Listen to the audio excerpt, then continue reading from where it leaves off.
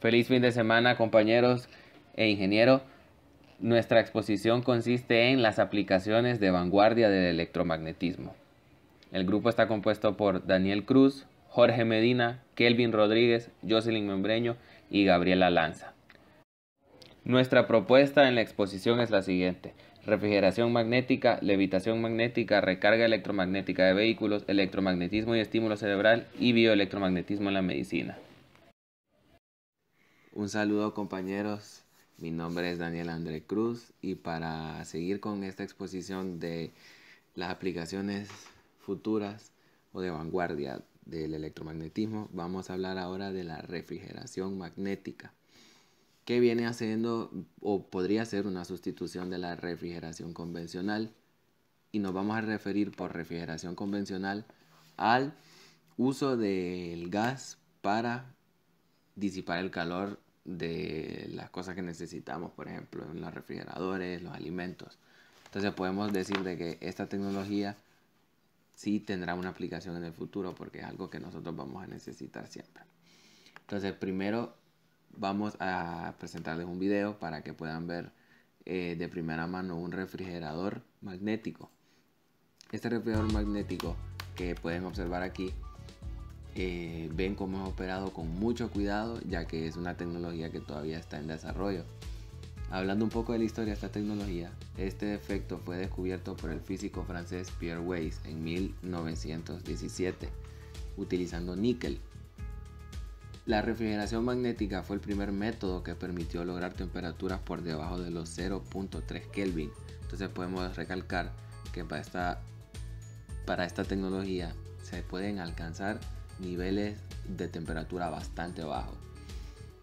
Dándole una definición a la refrigeración magnética, podemos decir que es una tecnología de enfriamiento basada en el efecto magnetocalórico. Ya vamos a definir lo que es el efecto magnetocalórico. Esta técnica puede usarse para lograr temperaturas extremadamente bajas, así como rangos de temperatura como los usados en los refrigeradores normales. Entonces puede ser utilizado para refrigeradores bastante potentes o refrigeradores comerciales. Comparado a los refrigeradores convencionales, es seguro, es más silencioso, más compacto y tiene una mayor eficiencia, y lo más importante, es más respetuosa con el medio ambiente, ya que no usa gases perjudiciales para la capa de ozono.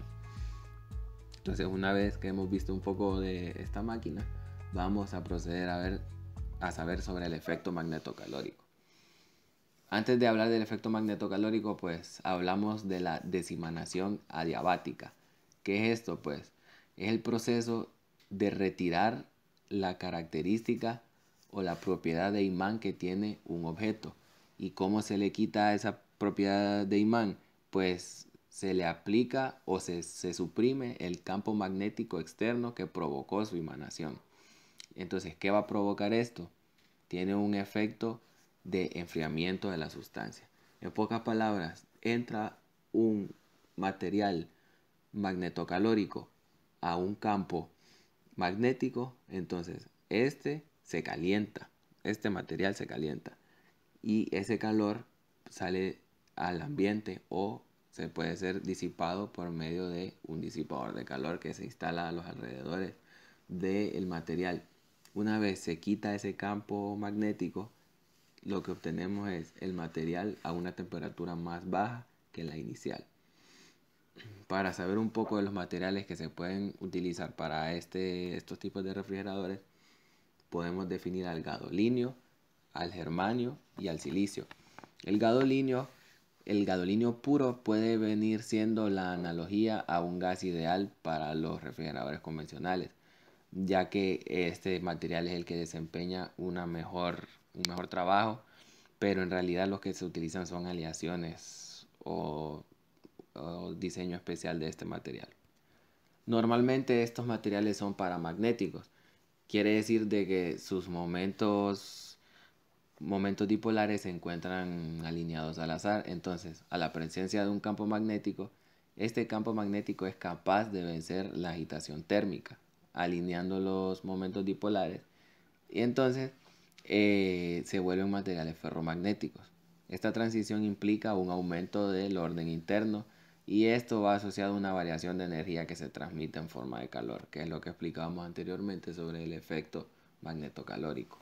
Para respaldar nuestras explicaciones con términos matemáticos, podemos hablar de una ecuación que habla sobre el efecto magnetocalórico. Entonces podemos ver que esa ecuación nos da un cambio de la temperatura adiabática en nuestro refrigerante. Por adiabática nos referimos a que no hay intercambio de calor entre el medio externo y el material que estamos utilizando. Entonces, de la ecuación podemos deducir algunas conclusiones. Podemos decir que el efecto magnetocalórico puede incrementarse usando las siguientes técnicas: aplicando un campo magnético más intenso, usando un imán con menor capacidad calorífica, o usando un imán con una mayor relación entre magnetización y temperatura en un campo magnético constante.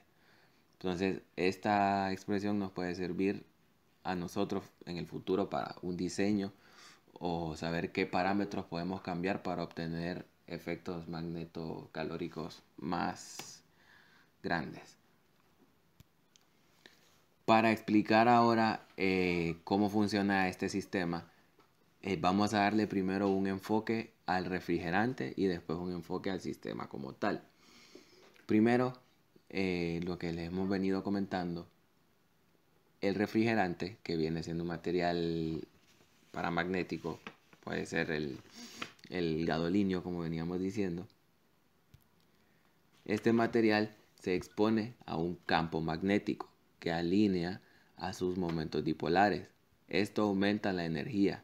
Entonces, después de aumentarse la energía, esa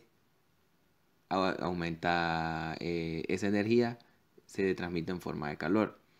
Ese calor es disipado con el ambiente o con un disipador de calor que se instala con el material. Entonces, al disiparse ese calor, se elimina la presencia del campo magnético y los momentos dipolares se vuelven a desordenar. Pero lo que vamos a tener ahora es una menor temperatura que la inicial. Ahí tenemos, en ese momento es cuando tenemos nosotros el resultado de aplicar este proceso. Tenemos un refrigerante que puede ser trasladado a una carga que tenga bastante temperatura y así se cargará de enfriar esta carga. Aquí podemos ahora apreciar el sistema completo. Pues con el sistema completo pues explicamos lo mismo, ¿verdad?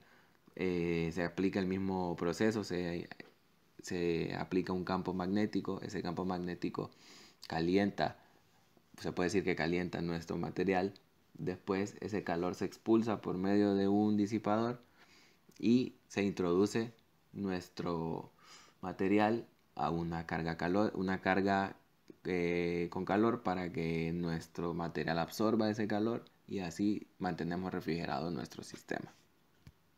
Cada uno de estos procesos se nombra de forma específica. El primero es la agnetización adiabática y eso nos dice que la sustancia magnetocalórica o el refrigerante en nuestro caso se introduce dentro de un entorno aislado térmicamente. Es por eso que se dice que es adiabática. El campo magnético externo aumenta de intensidad, haciendo que los dipolos se alineen con dicho campo, disminuyendo por lo tanto la entropía y la capacidad calórica del refrigerante. Así, al disminuir la entropía, aumenta la energía térmica del sistema. Después se procede a la transferencia entálpica isomagnética. El calor generado en el punto anterior puede ser eliminado por medio de un gas o un fluido, como el helio líquido o el helio gaseoso. La intensidad del campo se mantiene constante para impedir que los dipolos reabsorban dicho calor. Cuando la temperatura ha disminuido lo suficiente, se retira el campo magnético para dar paso a la tercera etapa, que es la desmagnetización adiabática. Entonces la sustancia se vuelve a aislar adiabáticamente del entorno de forma que la entropía permanece constante. Sin embargo, en este caso el campo se disminuye y la energía térmica hace que el momento magnético supere dicho campo magnético, enfriándose en un cambio de temperatura adiabático. La energía y entropía se transfiere desde entropía térmica a entropía magnética en forma de desorden de los dipolos magnéticos. Por último, se introduce la sustancia o el refrigerante al sistema para que la energía migre desde el sistema hacia nuestro material de trabajo. Una vez que el refrigerante y el entorno llegan al equilibrio térmico, el ciclo vuelve a empezar. Entonces, ahora hemos explicado cómo funciona este proceso, pero también podemos mencionar sus ventajas y sus desventajas, que las hay y son importantes para determinar el por qué no se utilizan en su totalidad estos tipos de refrigerantes. Primero es necesario, antes de mencionar ventajas y desventajas, compararlo con la forma de refrigeración que tenemos actualmente, la refrigeración por medio del ciclo de vapor. Teniendo estas dos listas para ser comparadas, hablamos de sus ventajas y de sus desventajas. Las ventajas de el ciclo que estamos mencionando, o sea, el ciclo magnético, es que tiene una mayor eficiencia energética. La reducción de las emisiones de dióxido de carbono, que esta es una de las mayores ventajas, ya que nos dice que este sistema va a ser amigable con el ambiente, que es algo que se está buscando bastante en las nuevas tecnologías.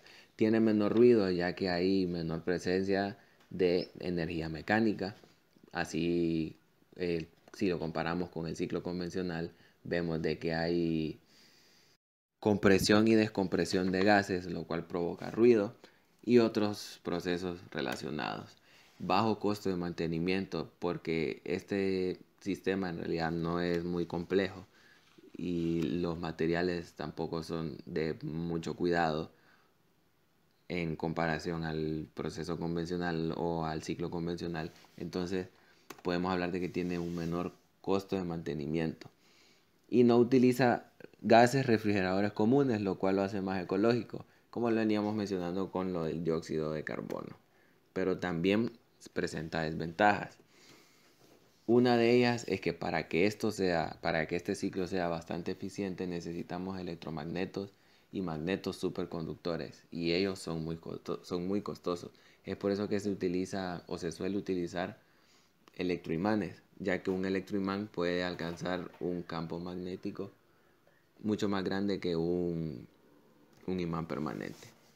Tienen cambio de temperatura limitados, eso en comparación a los gases que utilizamos normalmente en el ciclo convencional, y se necesita de gran precisión para evitar la reducción del campo magnético.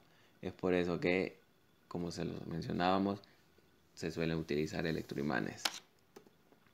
En realidad, la eficiencia de estos sistemas va a depender bastante de cómo se maneje el campo magnético. Y bueno, para finalizar, vamos a hablar de la aplicación en la actualidad de este ciclo.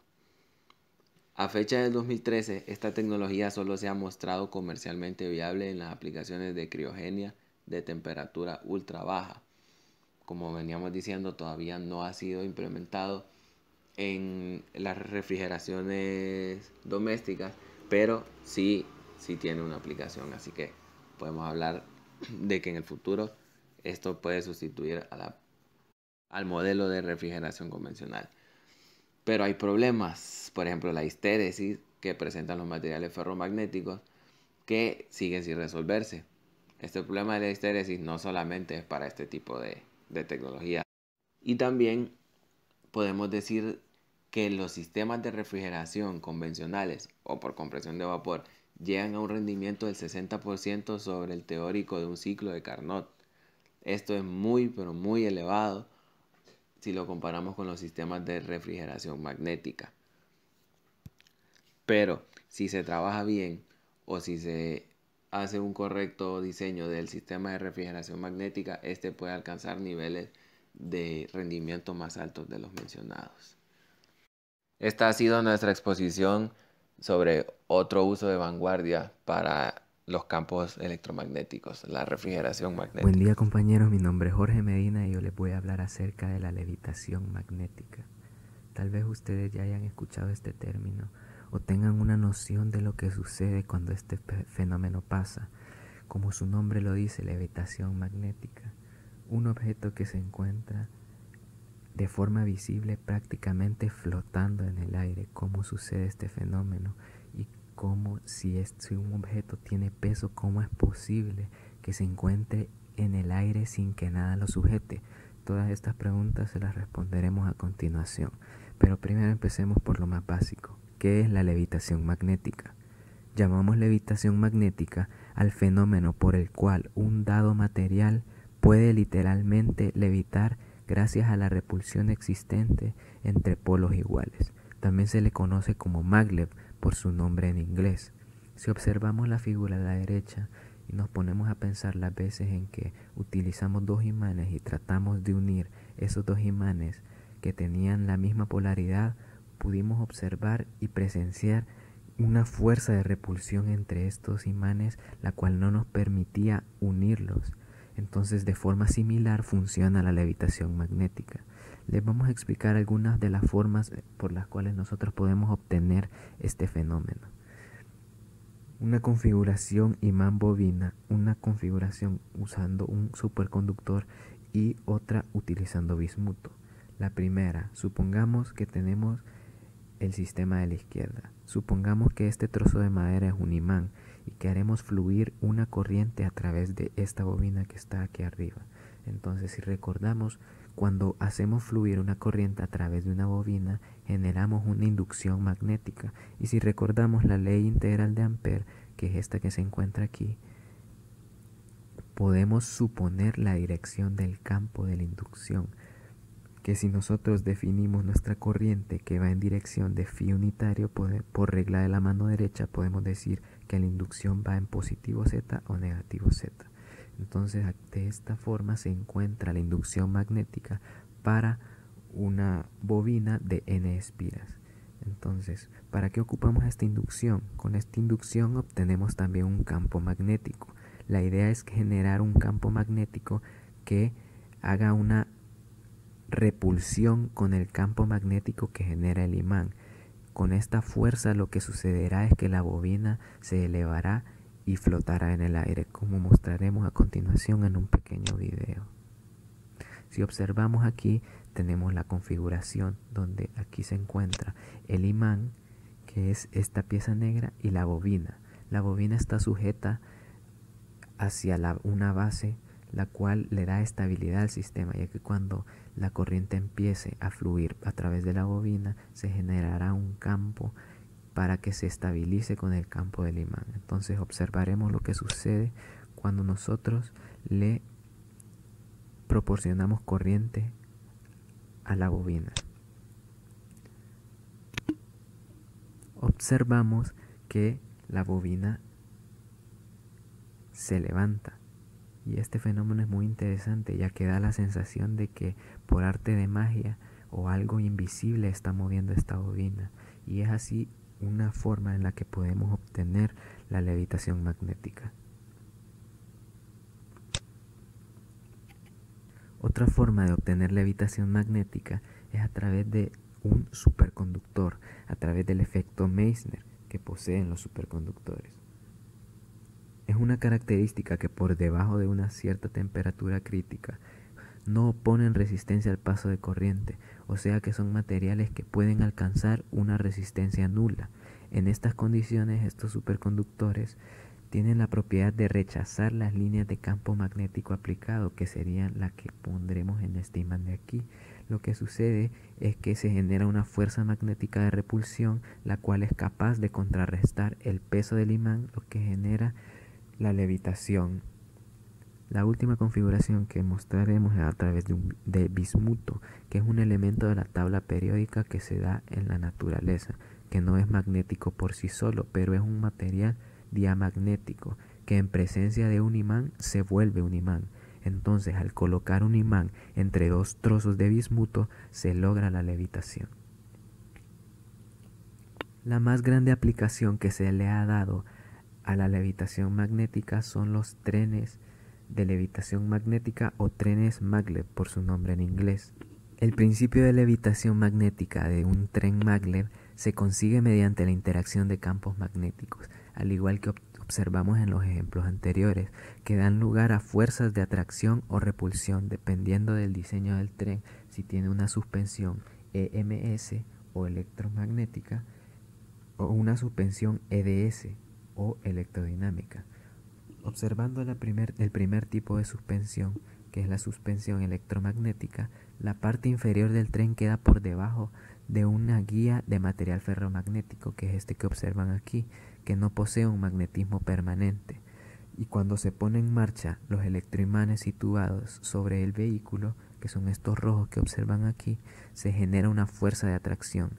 Ya que el carril no puede moverse, son estos electroimanes los que mueven en dirección a la guía, elevando con ellos el tren completo. Ahora, algunos sensores son los encargados de regular la corriente circulante en las bobinas. Como resultado, el tren circulará a una distancia aproximadamente a 1 centímetro del carril de guía, que será esa distancia la que estará elevado del carril. La principal ventaja de este tipo de suspensión es que usan electroimanes y no superconductores, por lo que no son necesarios los complicados y costosos sistemas de refrigeración. Una de las limitaciones que tiene este diseño es que se necesita enorme precisión en su construcción, lo cual encarece su producción, ya que una pequeña desviación de pocos milímetros puede provocar un gran accidente, ya que con tolerancias tan pequeñas, un simple terremoto de muy baja magnitud es capaz de destruir completamente todo un sistema de líneas maglev. Ahora hablaremos un poco de la suspensión electrodinámica, que funciona a través de superconductores. Y también se le llama que funciona con el efecto Meissner, como se explicó con anterioridad. Al moverse el vehículo a lo largo del carril, se inducirá una corriente en las bobinas, las cuales actuarán entonces como electroimanes, ya que se producirá, y de esta forma se producirá la levitación. Debido a esto, la fuerza de levitación será cero cuando el vehículo se encuentre parado, ya que se necesita movimiento para accionar los electroimanes, por lo que tiene incorporado un par de ruedas, y estas funcionan de la siguiente manera. Cuando la fuerza de levitación aumenta con la velocidad alcanzada por el tren es suficiente para que estas ruedas se eleven y las ruedas queden en el aire, por lo tanto no son utilizadas. De la misma manera funciona cuando la velocidad del tren está disminuyendo. La velocidad empieza a disminuir, lo que hace que disminuya la fuerza de repulsión y el tren comienza a descender hasta que las ruedas quedan apoyadas sobre los rieles y así se detiene.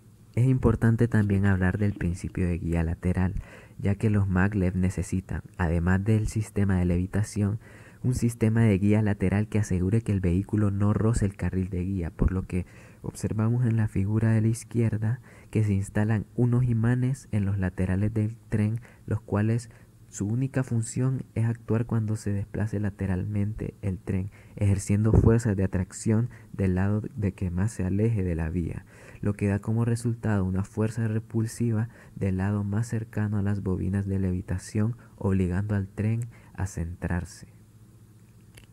Ahora hablaremos un poco de la propulsión y el frenado de este tipo de trenes. Como podrán pensar, es difícil ponerse a analizar cómo vamos a detener algo que está en el aire, si no está sujeto a nada.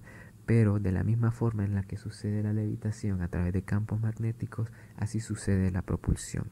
Entonces, la propulsión se genera a través de un motor lineal síncrono. Este sistema de propulsión utiliza como estator un circuito que está sobre la vía, por el cual circula una corriente alterna. El rotor se encuentra en los electroimanes del tren. El campo magnético que crea la corriente alterna interactúa del estator a rotor, creando una sucesión de polos norte y sur que empujarán y tirarán del vehículo hacia adelante, como se muestra en esta figura de abajo. Si observamos cómo se genera esta sucesión de polos, podemos observar que los polos de la misma polaridad se repelen, mientras que los de polaridad opuesta se atraen, por lo que se genera este movimiento hacia la izquierda que pueden observar en la figura. La regulación de la velocidad de este tren se logra regulando la frecuencia de la onda magnética. Una característica importante de este sistema es que la energía que mueve al tren no la provee el tren, sino que la proveen las vías, ya que ahí se encuentra el motor. Esto permite evitar un mal gasto de energía, fraccionando la vía en secciones, mientras que cada uno tenga su propia alimentación. Así, de esta forma, solamente estarán activos aquellos tramos de la vía por los que el tren vaya pasando, y con esto ahorraremos energía.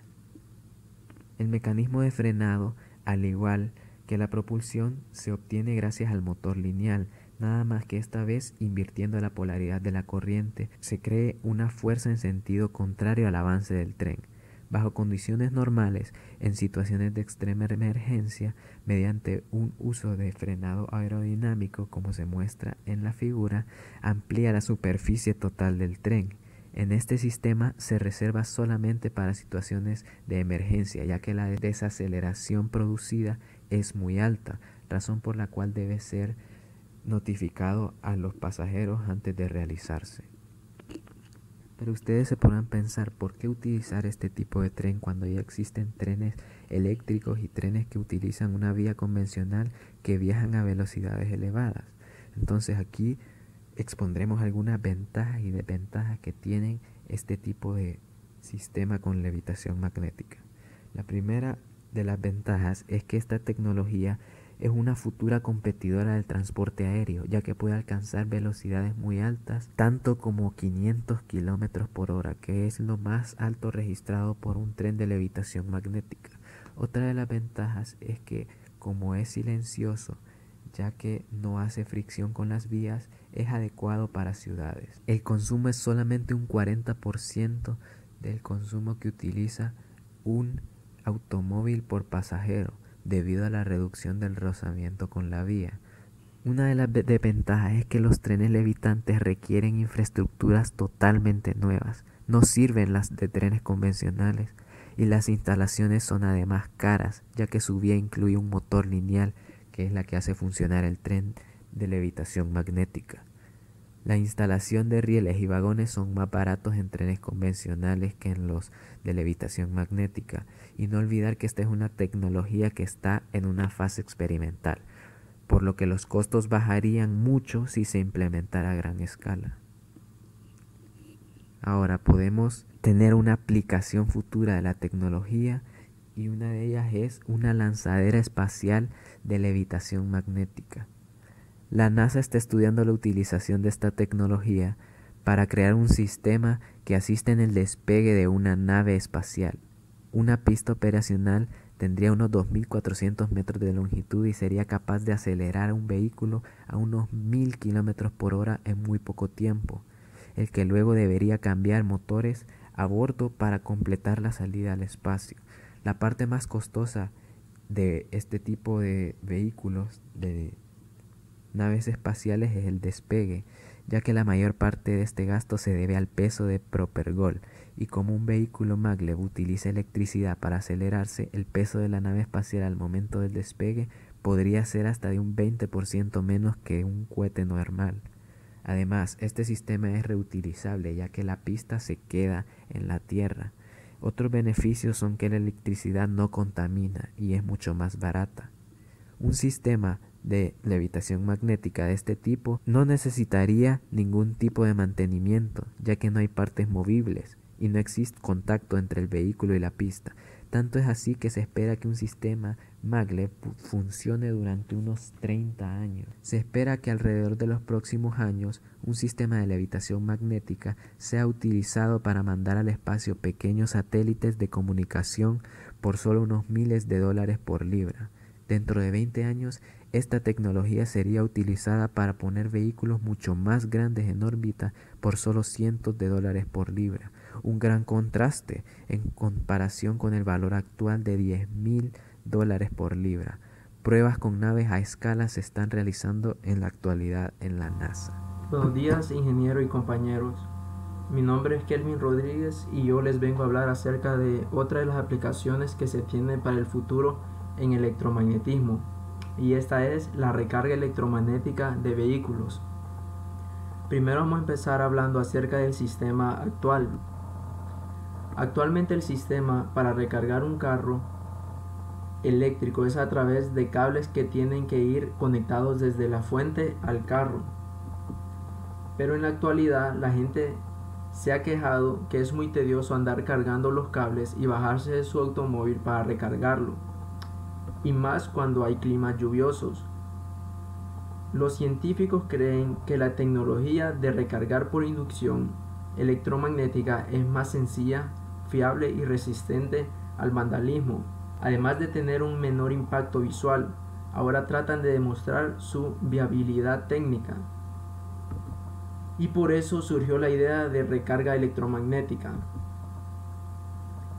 La asombrosa innovación es un sistema de recarga de alta eficiencia, que emplea campos magnéticos para transmitir inalámbricamente grandes corrientes eléctricas entre bobinas separadas por una distancia de un par de metros. Ahora les voy a explicar el funcionamiento.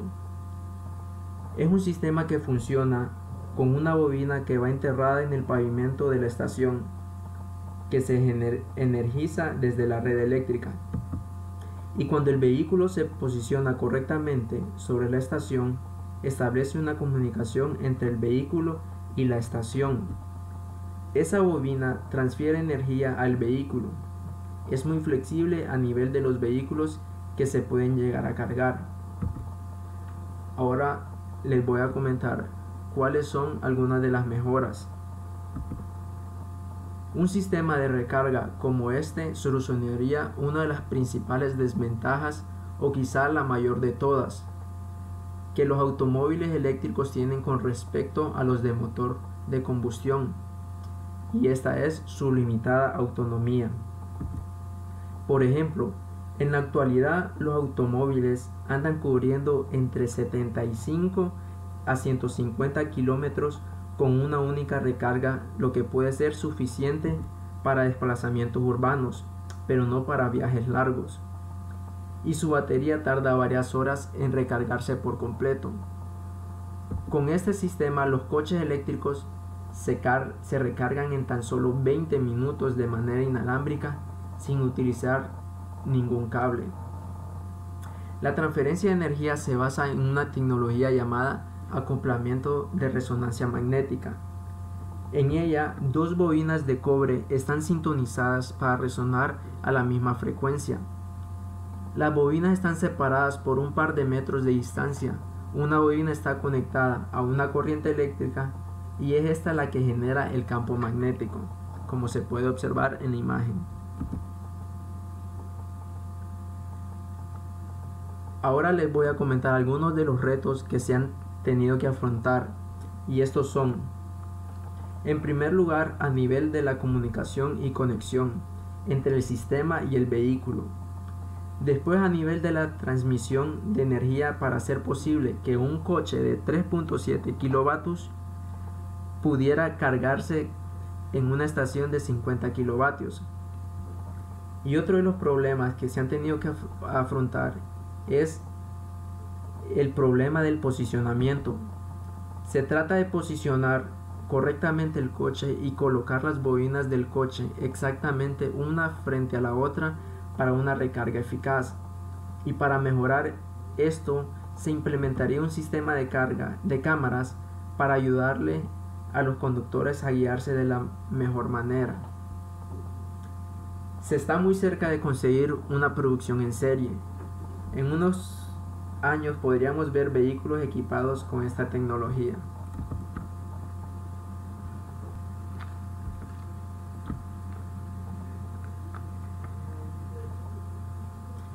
El próximo reto es desarrollar un sistema de carga dinámica que permita recargar las baterías mientras se conduce el coche en carriles para vehículos eléctricos, solucionando de este modo el problema de la autonomía.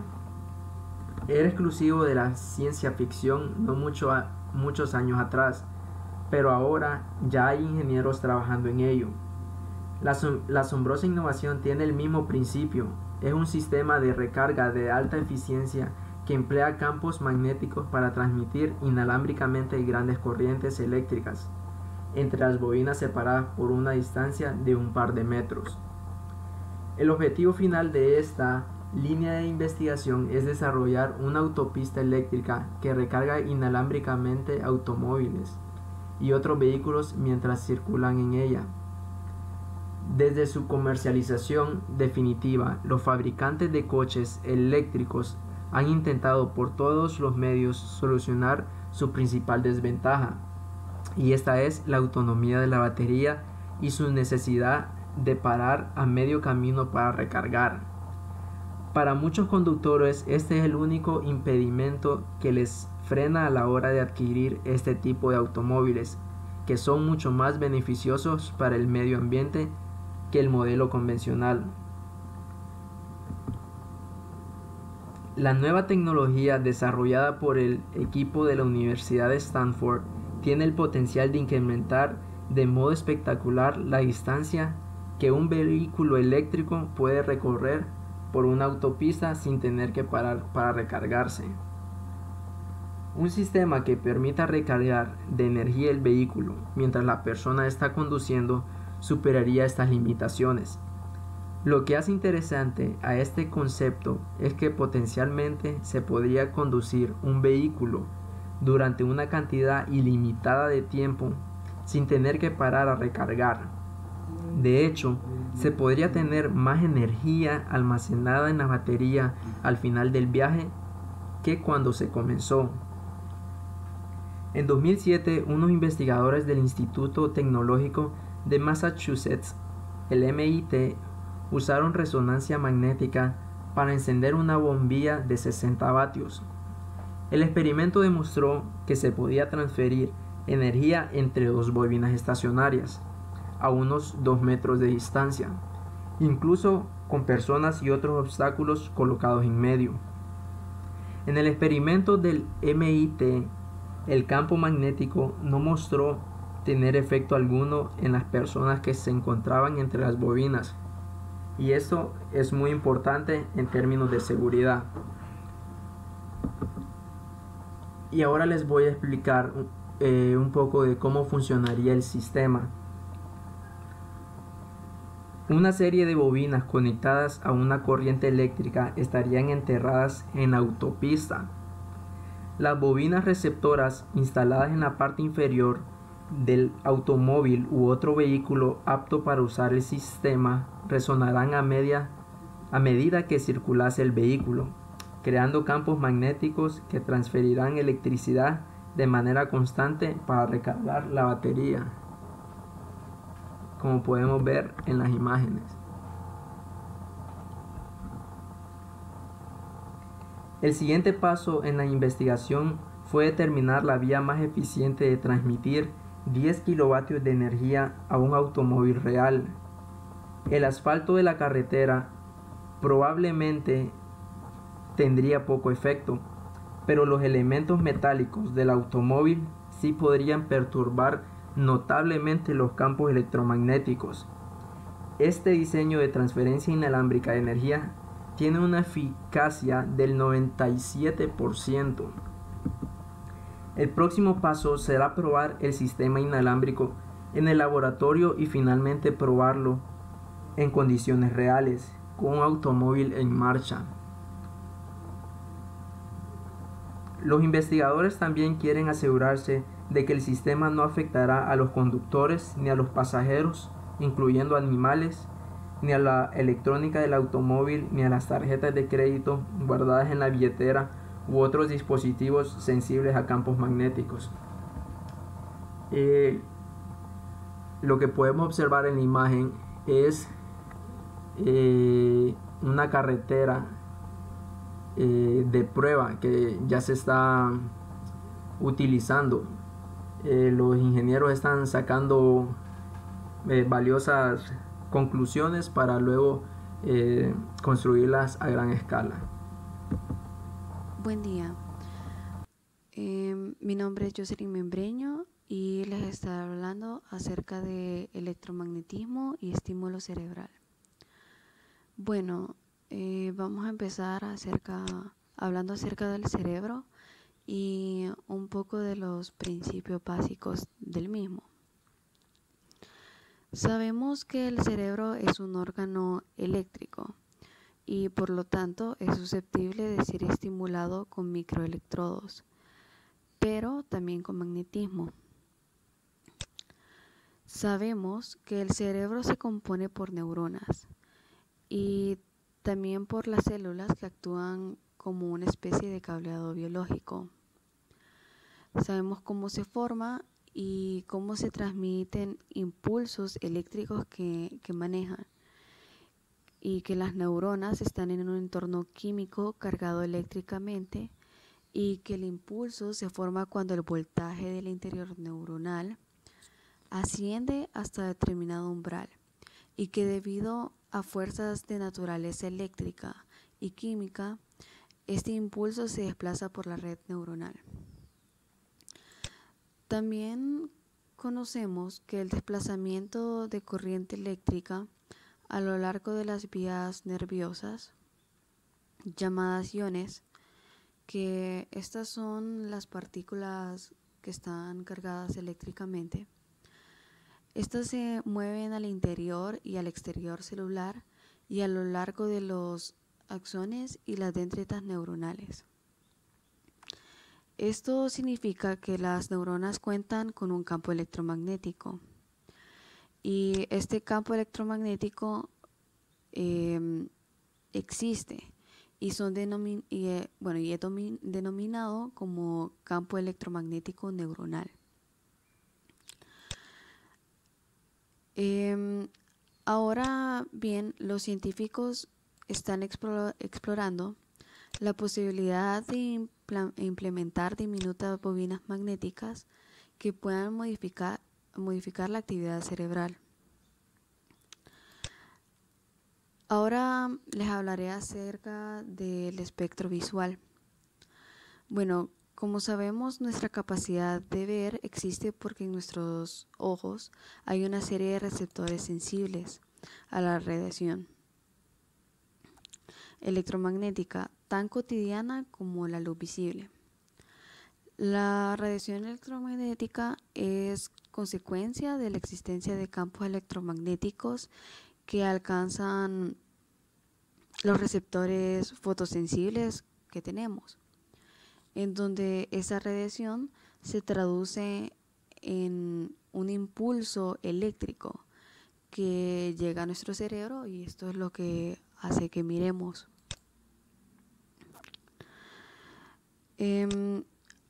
Uno de los estudios llevados a cabo para probar esta hipótesis que les acabo de mencionar tomó como circuito de prueba una porción del córtex visual que se mantuvo en el laboratorio en un líquido similar al líquido extracelular en el que se bañan nuestras neuronas dentro de nuestro cuerpo.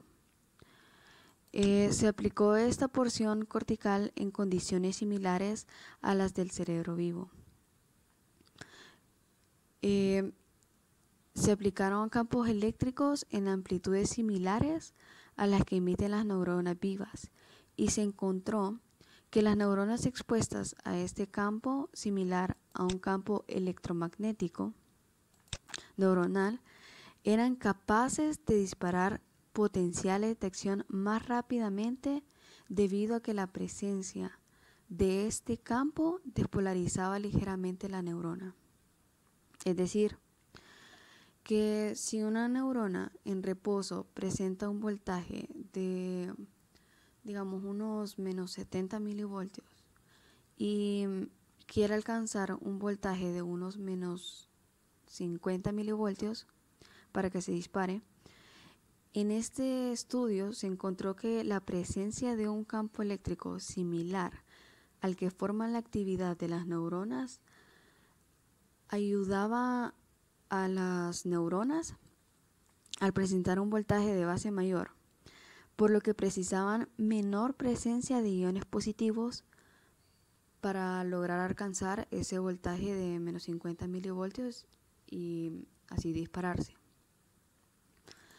Esto podemos imaginarlo como un deportista que corre en un entorno malo. Un entorno malo nos referimos a un entorno contaminado, como es en la ciudad.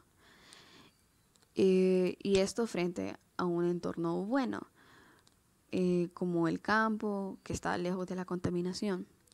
Obviamente su rendimiento será mejor en un entorno bueno. Ahora les estaré hablando acerca de qué es estimulación magnética transcraneal. Bueno, la estimulación electromagnética ahora nos permite interferir en la actividad del cerebro y así mejorar algunas patologías que nos agobian. Y esta es denominada como estimulación magnética transcraneal. Esta es una técnica no invasiva que conocemos hace más de 20 años y se basa en el principio de inducción de Michael Faraday. Esta técnica consiste en aplicar una bobina sobre el cuero cabelludo para que a través de una corriente eléctrica esta logre transmitir campos magnéticos hacia el tejido neural del cerebro, estimulando así las neuronas. Los campos magnéticos inducen una corriente eléctrica en el tejido neural.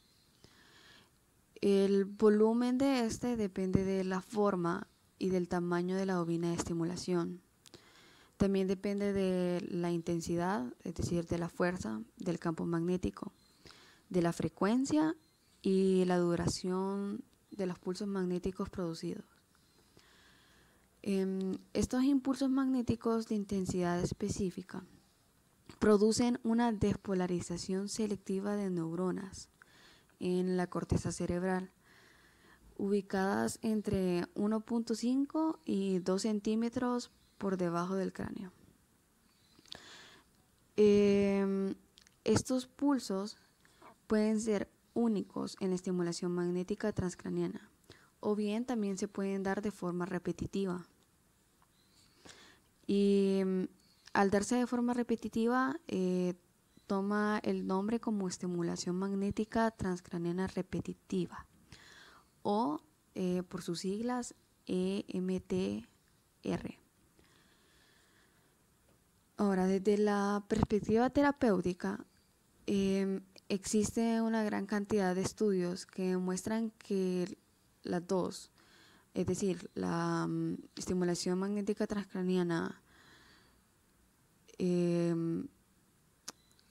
regular y la repetitiva, es decir, la EMT y la EMTR, ambas son efectivas y además pueden ser catalogadas como seguras. Y ambas garantizan la seguridad del sujeto al que esté sometido a esta estimulación magnética. Con la estimulación electromagnética se puede lograr inhibir el habla del paciente por unos segundos, pero así como también logramos esto, también podemos estimular de tal forma que alguien pueda curarse de depresión, y en realidad esto es uno de los mayores logros que se ha conseguido con la estimulación magnética transcranial.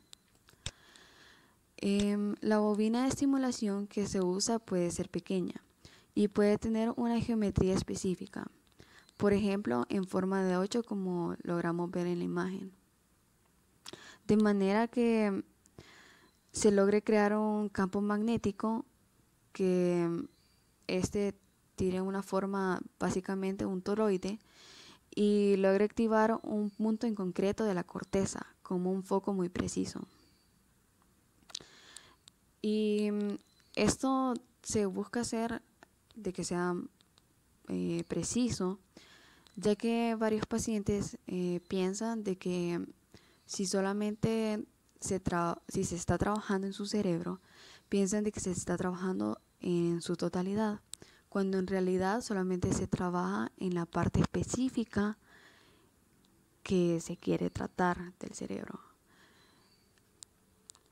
Bueno, Este funcionamiento se basa en el principio de inducción electromagnética, en el que usando electricidad de una toma de corriente convencional, la conduce por un transconductor hasta terminar en dos bobinas, en las cuales estas gira, convirtiéndose en un campo magnético que se libera impulsos hasta llegar a las neuronas de las zonas deseadas del cerebro, donde éstas inducen un campo eléctrico.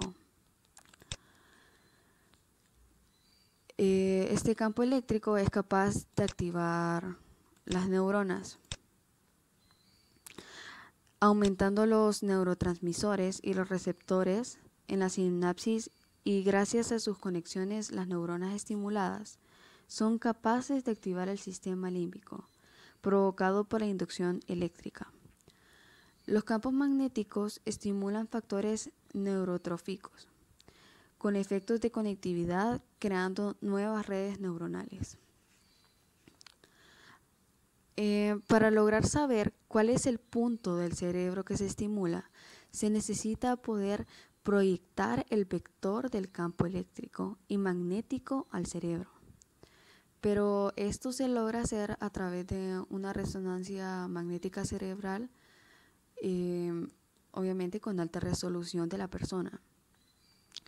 Esta resonancia se integra en un ordenador y se tiene una serie de programas para que al mismo tiempo se registre la bobina de estimulación en relación con la cabeza y el espacio. Esto permite mover la bobina en el espacio y ver dónde se está estimulando en el cerebro, precisamente. Ahora bien, si una persona tiene más cantidad de líquido cefalorraquídeo, el cual es el líquido que rodea al cerebro, el campo magnético que se genera se ve alterado y desplazado por características muy precisas del tejido sobre el cual se actúa, el cual nos lleva a cambiar la distribución de la corriente eléctrica.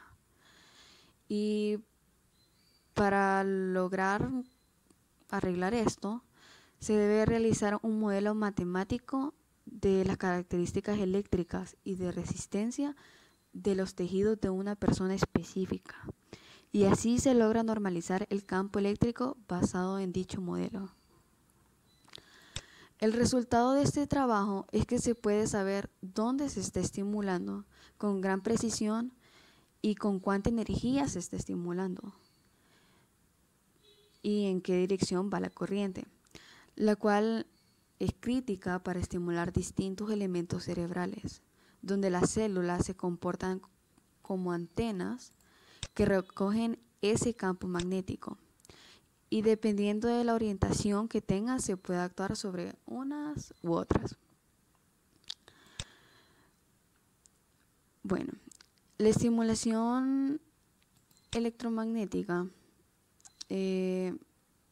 también podemos ver en qué más nos ayudará en el futuro.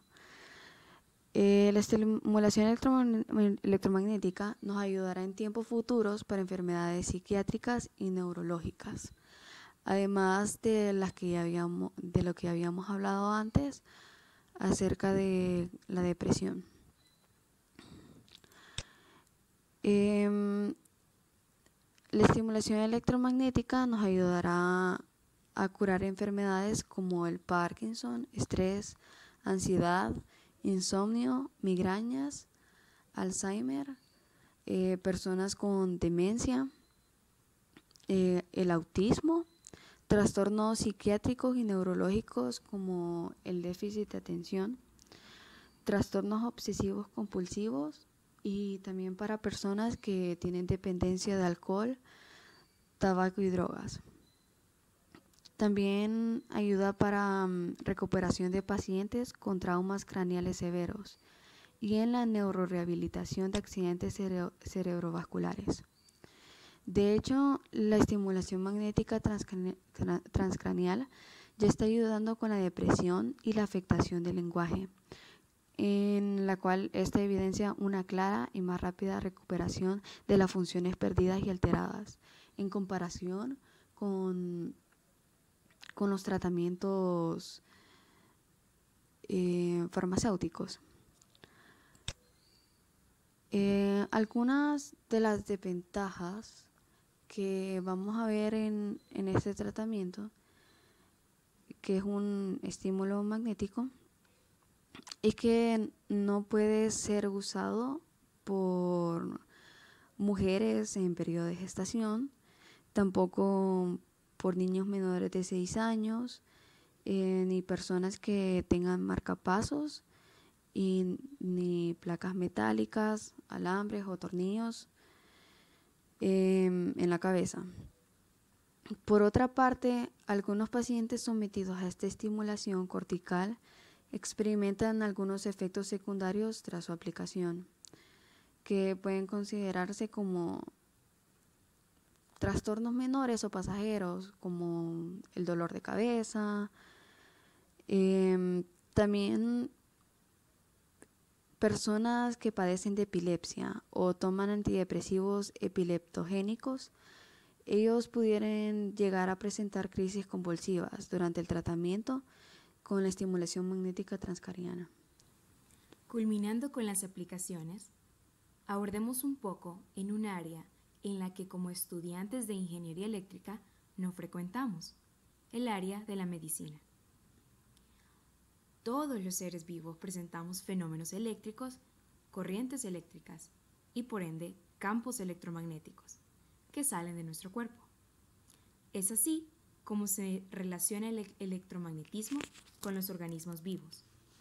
En consecuencia, los organismos pueden verse influidos también por campos magnéticos y electromagnéticos externos. Cambios en los campos naturales del cuerpo pueden producir cambios físicos y de conducta. Como es de esperarse, existe una ciencia encargada de estudiar la forma en que los organismos vivos interactúan con los campos electromagnéticos. A esta ciencia se le llama el bioelectromagnetismo, conocida como por sus siglas BEM. Los campos electromagnéticos, como ya sabemos, son campos de fuerza que transportan energía a través del espacio y son capaces de producir un efecto a distancia. Hay que diferenciar a los campos endógenos y a los campos exógenos. Los campos endógenos son aquellos producidos dentro del cuerpo. Tu propio cuerpo produce un campo electromagnético saliente. Y los campos exógenos son aquellos producidos por fuentes externas al cuerpo. Los campos exógenos podemos encontrarlos de dos formas, naturales y artificiales. Los artificiales son los producidos por líneas de transmisión, por transformadores, equipos eléctricos, domésticos, radiotransmisores y equipos médicos. Y los naturales, un ejemplo, son el campo geomagnético de la Tierra. Incluyamos un nuevo término, electropolución o contaminación electrónica, el cual se refiere a campos electromagnéticos artificiales que podrían estar asociados con factores de mucho riesgo para la salud. En la biofísica de radiaciones, un campo electromagnético se clasifica como ionizante si su energía es lo suficientemente alta como para desplazar electrones de un átomo o una molécula. Las formas de radiación electromagnética de alta frecuencia y, como ya sabemos entonces, de alta energía, tales como los rayos gamma, los rayos X, son fuertemente ionizantes en contacto con el material biológico. Por esta razón es que hemos escuchado por muchos lados, por muchos medios, que una exposición prolongada a tales rayos resulta dañina para la salud. Se ha descubierto que campos electromagnéticos no ionizantes en la región extrema baja frecuencia pueden llegar a tener efectos biológicos vigorosos que podrían ser beneficiosos y por tanto no dañinos. Este descubrimiento constituye una piedra fundamental en la fundación de la investigación y aplicación del bioelectromagnetismo. Determinados cambios en la configuración del campo y del patrón de exposición ante campos electromagnéticos de bajo nivel, de baja frecuencia, pueden producir respuestas biológicas muy específicas.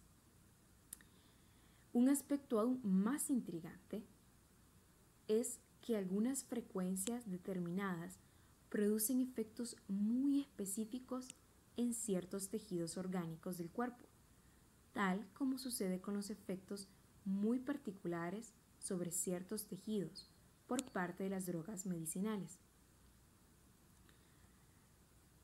Las evidencias sugieren que la membrana celular podría ser una de las primeras localizaciones donde los campos electromagnéticos aplicados actúen sobre la célula. Las fuerzas electromagnéticas sobre la superficie exterior de la membrana celular podrían modificar las interacciones ligando-receptor, es decir, la unión de compuestos químicos mensajeros, como hormonas, factores de crecimiento, a moléculas especializadas en la membrana celular, conocida como receptores, las cuales a su vez podrían alterar el estado de grandes moléculas en la membrana celular que desempeñan un papel fundamental en el control de los procesos internos de la célula. Otra línea de investigación se enfoca a los campos electromagnéticos endógenos, como habíamos mencionado antes, los que nuestros cuerpos producen.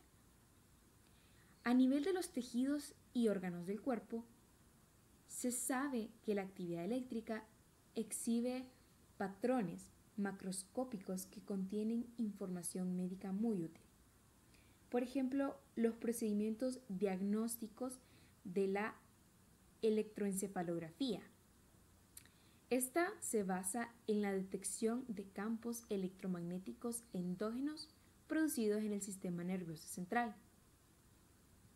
Y la electrocardiografía, que esta se basa en la detección de campos electromagnéticos endógenos producidos en el músculo cardíaco. Llevando las observaciones en estos dos sistemas un paso más allá, la investigación actual en bioelectromagnetismo está explorando la posibilidad de que los campos electromagnéticos débiles asociados con la actividad nerviosa en otros tejidos y órganos pudiera también transmitir información con valor diagnóstico. Investigaciones recientes en bioelectromagnetismo han descubierto una forma de radiación electromagnética endógena en la región visible del espectro, que emite la mayor parte de los organismos vivos y que abarca desde pequeñas semillas de plantas hasta los seres humanos. Cierta evidencia indica que esta luz, que es extremadamente tenue, conocida como emisión de biofotones, puede resultar de importancia en fenómenos tales como la biorregulación, transporte en membrana y expresión de genes. Es posible que los efectos, ya sean beneficiosos o perjudiciales, de los campos exógenos pueden ocurrir a través de alteraciones en los campos endógenos. Así, campos electromagnéticos aplicados externamente mediante instrumental médico podría actuar para corregir anormalidades en campos electromagnéticos endógenos que son característicos de ciertas enfermedades. explicando un poco del electromagnetismo en nuestro cuerpo, entremos un poco entonces a las aplicaciones médicas del bioelectromagnetismo. Bien, la investigación en aplicaciones médicas del bioelectromagnetismo comenzaron casi al mismo tiempo que el descubrimiento de Michael Faraday acerca de la inducción electromagnética a fines de los 1700. Inmediatamente después siguieron los célebres experimentos del médico y físico Luigi Galvani, quien demostró que mediante el empleo de extremidades de ranas existía una conexión entre la electricidad y la contracción muscular. A ello le siguió el trabajo de Alessandro Volta, el físico italiano, cuyas investigaciones sobre la electricidad le condujeron a interpretar correctamente los experimentos de Galvani con los músculos de las ranas, al demostrar que eran los electrodos metálicos y no los tejidos quienes generaban la corriente eléctrica. A partir de estos primeros trabajos, se generó una plétora de dispositivos para el diagnóstico y tratamiento de enfermedades. La mayoría de los equipos médicos electromagnéticos utilizados en la actualidad emplean niveles relativamente altos de energía eléctrica, magnética o ambas, electromagnética. Sin embargo, el tema fundamental de esta presentación es el empleo de la porción no ionizante del espectro electromagnético, particularmente a bajos niveles de energía, lo cual constituye el foco de la investigación en bioelectromagnetismo. Las aplicaciones médicas no ionizantes de bioelectromagnetismo pueden clasificarse según sean térmicas, o sea que produce calor en los tejidos biológicos, o no térmicas. Las aplicaciones térmicas de radiación no ionizante, es decir, aplicación de calor, incluyen la hipertermia de radiofrecuencia, la cirugía de radiofrecuencia y láser y la diatermia de radiofrecuencia. Las modalidades más importantes en bioelectromagnetismo relacionadas con medicina alternativa son las aplicaciones no térmicas de radiación no ionizante. Algunas de las aplicaciones más novedosas y poco convencionales del bioelectromagnetismo también son físicamente no térmicas. Miles de personas en Rusia también han sido tratados mediante la aplicación de frecuencias específicas de microondas de extremadamente bajo nivel de energía, aplicadas en ciertos puntos señalados por la acupuntura. Bien, existen 8 principales aplicaciones novedosas de campos electromagnéticos no térmicos y no ionizantes, que son las siguientes: reparación ósea, estimulación nerviosa, cicatrización de heridas, tratamiento de osteoartritis, electroacupuntura, regeneración de tejidos, estimulación del sistema inmunológico y modulaciones neuroendocrinas. Estas primeras 5 aplicaciones han sido evaluadas clínicamente ya y se encuentran en aplicaciones clínicas limitadas. Las últimas 3, la 6, la número 7 y la número 8,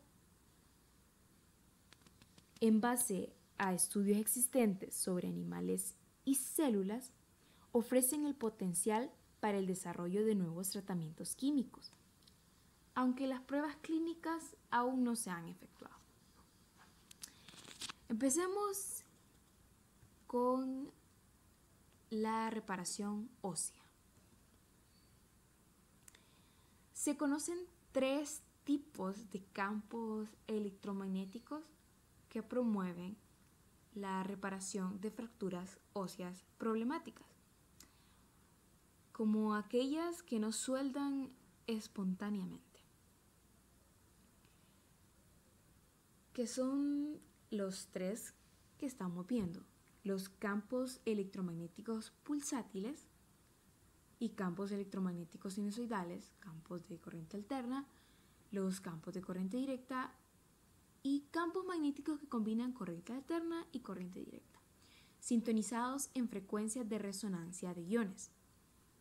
Estos son campos de intensidad extremadamente baja y físicamente no térmicos. Se ha logrado la aprobación de la Administración de Alimentos y Drogas del Gobierno de los Estados Unidos para aplicaciones de campos electromagnéticos pulsátiles y corriente directa, y aún se encuentran pendientes para la aplicación de corriente alterna y la combinación con corriente directa. En las aplicaciones electromagnéticas pulsátiles y corriente alterna, las frecuencias utilizadas de repetición se encuentran en el nivel de frecuencia extremadamente baja. En las aplicaciones de corriente directa, las intensidades de campo magnético oscilan entre 100 microgauss y 100 gauss, y las corrientes eléctricas oscilan entre menos del 0.1 microampere a miliampere. La aprobación de la Administración de Alimentos y Drogas del Gobierno de los Estados Unidos para estas terapias solo cubre su empleo para promover la soldadura de fracturas óseas problemáticas. No es para acelerar la soldadura rutinaria de fracturas que no presenten complicaciones. Esta se utiliza en un caso ya extremo. La eficacia del tratamiento de reparación ósea mediante campos electromagnéticos se ha confirmado mediante ensayos clínicos. Sigamos entonces con la estimulación y medición de la actividad nerviosa. Esta aplicación cae dentro de las siguientes 7 categorías. La primera: estimulación eléctrica nerviosa transcutánea. En estas aplicaciones médicas se aplica sobre la piel 2 electrodos conectados mediante cables a un dispositivo de generación eléctrica portátil, el cual puede fijarse en el cinturón del paciente. También está la electroestimulación transcraneal.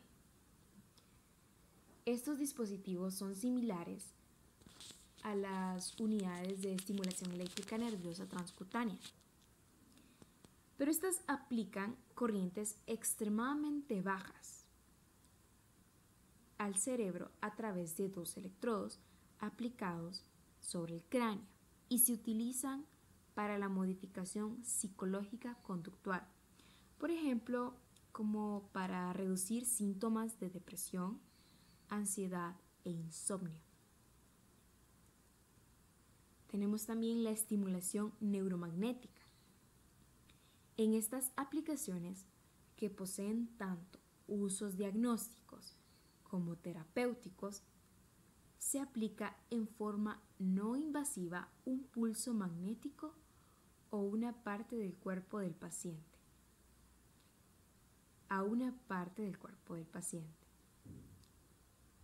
A fin de estimular la actividad nerviosa, claro.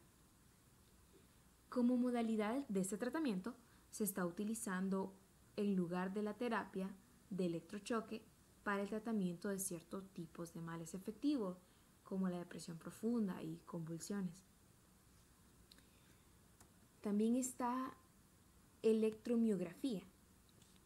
Esta aplicación diagnóstica detecta potenciales eléctricos asociados con contracciones musculares. Se han asociado patrones eléctricos específicos con ciertos estados anormales. Un ejemplo como músculos denervados. También está electroencefalografía. Muchos habrán escuchado. Esta aplicación neurodiagnóstica detecta ondas cerebrales, unida a la retroalimentación con electroencefalograma. Se emplea para tratar una variedad de condiciones, tales como problemas de aprendizaje, problemas de déficit de atención e hiperactividad, alcoholismo crónico y embolias cerebrales. También está la electroretinografía.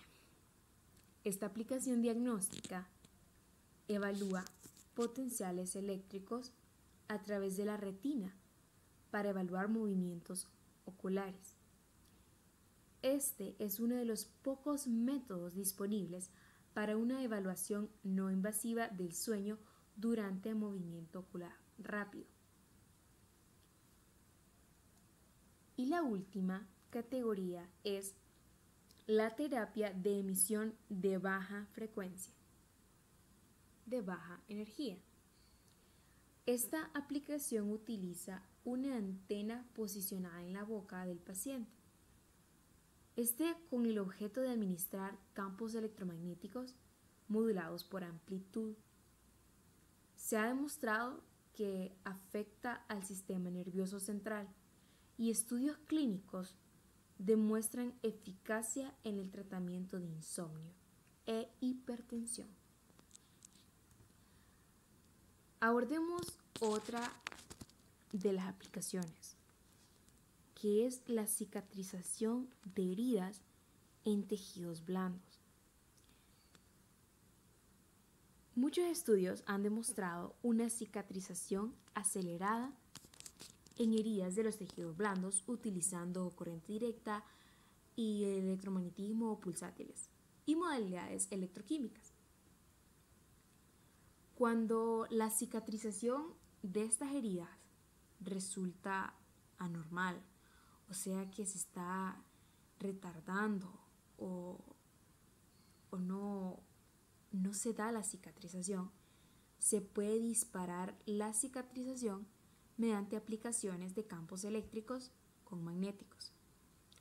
Una revisión de varios estudios indica que los campos pueden resultar de utilidad en este aspecto.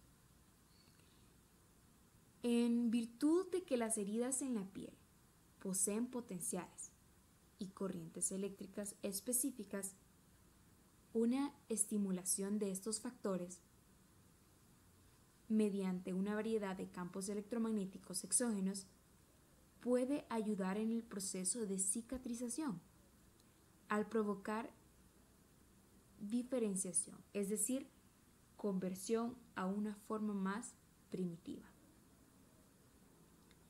Dispositivos electromagnéticos han sido patentados para el tratamiento de lesiones provocadas por arteriosclerosis, es decir, los pequeños coágulos sanguíneos que se acumulan en las paredes de las arterias y provocan enfermedades cardiovasculares. Por otro lado, tenemos otra de las aplicaciones del bioelectromagnetismo en medicina, una de las 8 aplicaciones que estamos abordando en esta presentación, que es la osteoartritis. En una prueba clínica reciente que utilizó doble ciego, un protocolo aleatorio con control del placebo, se observó que en problemas de osteoartritis, principalmente en la rodilla, tratados en forma no invasiva mediante electromagnetismo pulsátil a 30 Hz y 60 GHz, el grupo bajo tratamiento mejoró sustancialmente más rápido que el grupo con placebo. Se cree que los campos magnéticos aplicados actúan para suprimir la respuesta inflamatorias a nivel de la membrana celular. Otra de las aplicaciones muy interesantes es la electroacupuntura. una combinación de electricidad con la acupuntura. Recordemos que la acupuntura consiste en la aplicación de agujas en puntos específicos del cuerpo para tratar enfermedades y para promover la salud.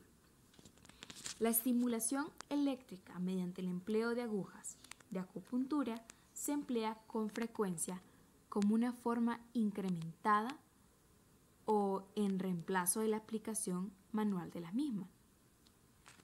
Se han demostrado beneficios clínicos por el empleo de la estimulación eléctrica, la electroestimulación, en combinación con acupuntura, así como en casos de electroestimulación aplicada directamente a puntos de acupuntura.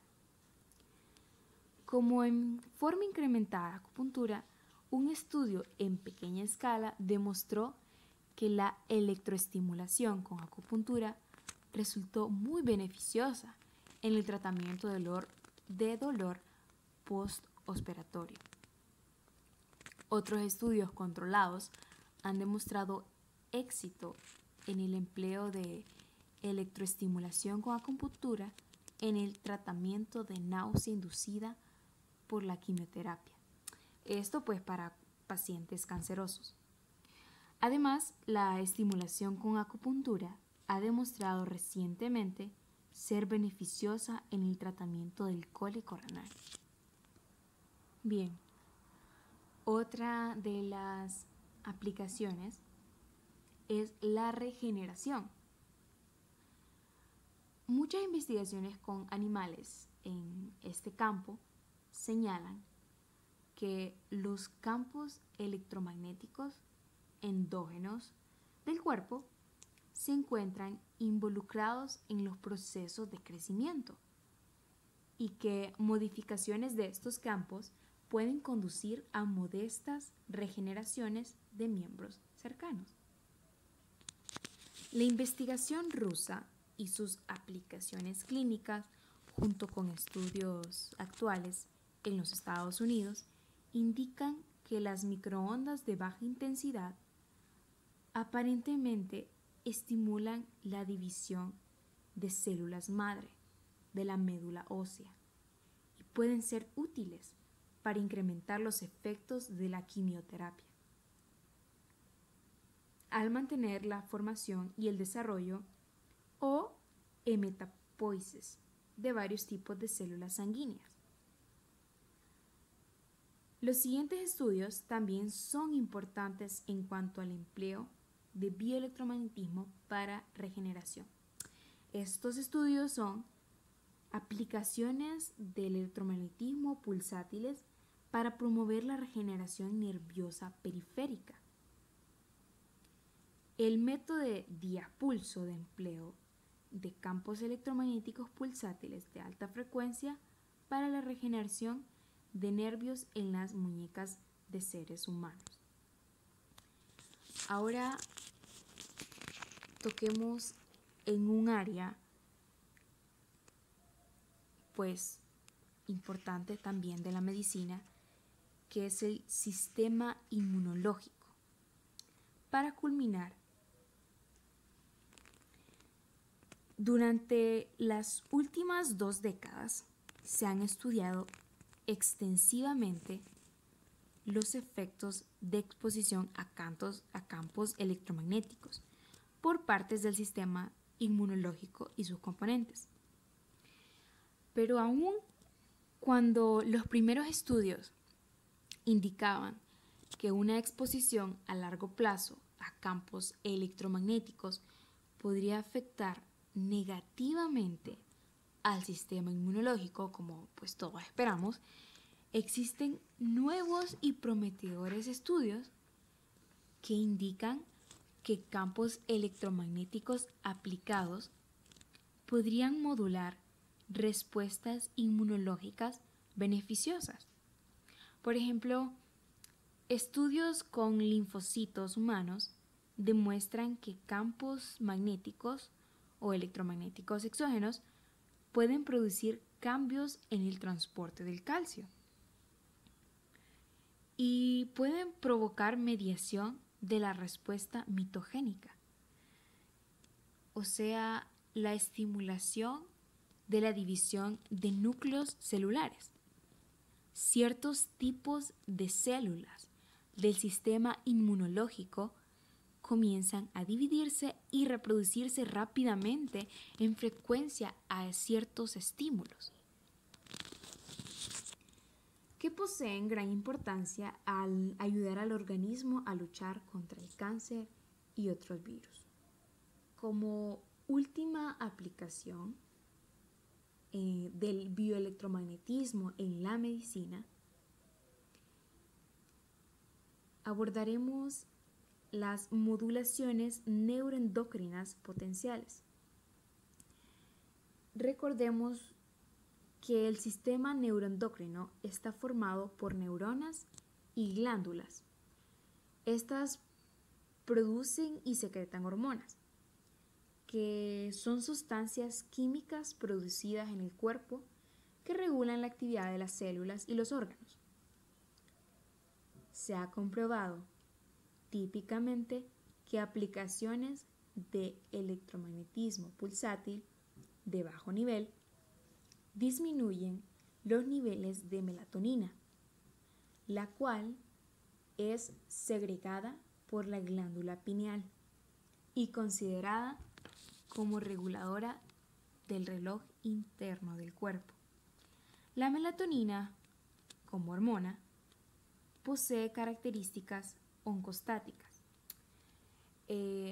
Oncostáticas nos referimos a que detiene el crecimiento canceroso. Bueno, si la melatonina puede suprimirse mediante ciertos campos magnéticos, también sería posible utilizar campos magnéticos con diferentes características para estimular la secreción de melatonina para el tratamiento del cáncer. Otras aplicaciones pueden incluir el uso de campos electromagnéticos para afectar la secreción de melatonina, para normalizar ritmos cardíacos en personas con jet lag y otros problemas relacionados con el ciclo del sueño. Estos han sido los 8 importantes y más novedosas aplicaciones del bioelectromagnetismo en la medicina. Para que nos demos una idea de que nuestra área de estudio puede involucrarse con muchas áreas que no sean la física, también puede ser la medicina, como se los acabo de compartir. Muchas gracias, compañeros, por su atención. Muchas gracias, ingeniero.